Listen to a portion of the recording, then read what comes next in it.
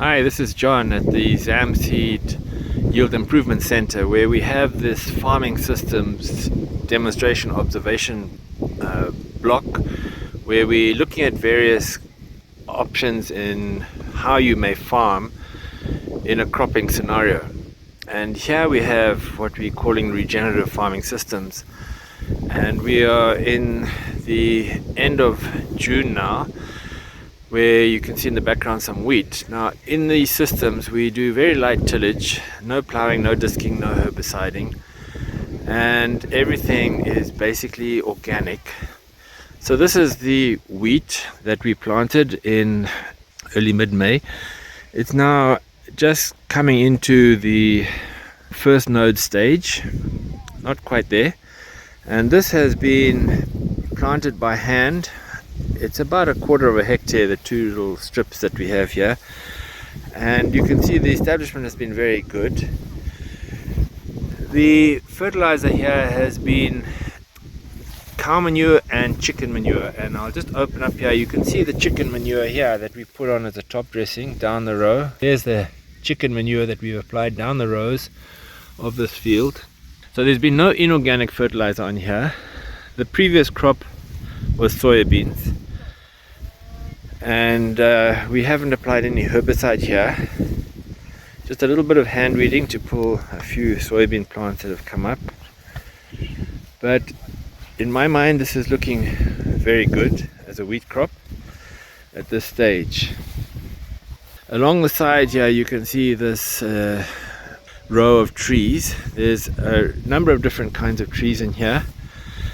Most of it is pigeon pea, but there's also leucaena and Phaidherbia, and alongside the trees and between the trees and the wheat is bracharia grass, which acts as a pool for insects, particularly the armyworm.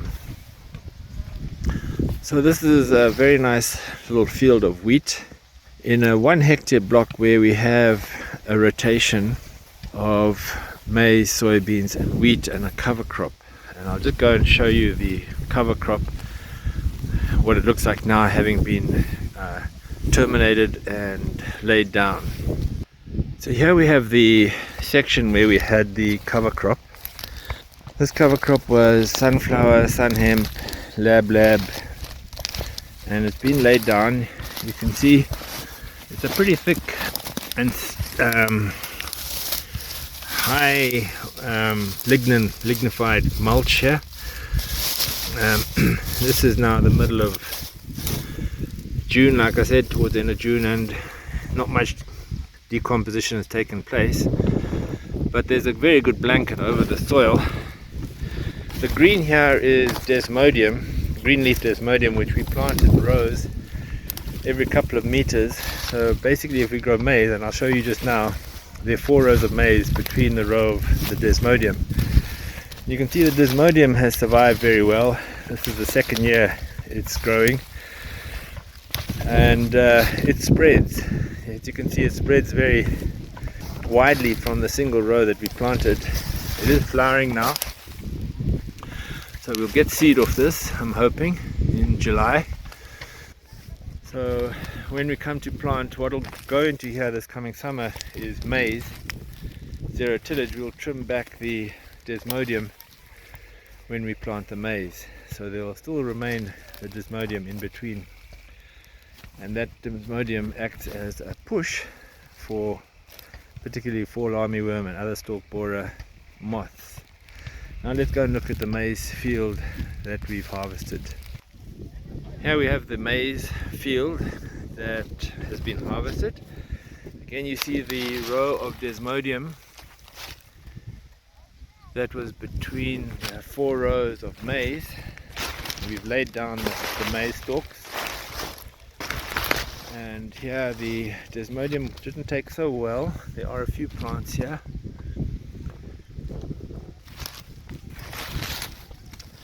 This maize field will go into soybeans in the coming season. Well, we do take a lot of measurements in here, the yield, the labor use, how much manure we apply, soil analysis and so on. and with time we'll get some very good information out of this, which we'll be sharing with you. So that's a brief overview of this one regenerative plot that we have. We do have other scenarios, like, I don't know if you can see in the distance there's millet. So we have some rotations with millet and cowpeas, as well as dryland maize, soybeans and cover crops. So this section we're in now is the irrigated section. So thank you very much for watching. Bye for now.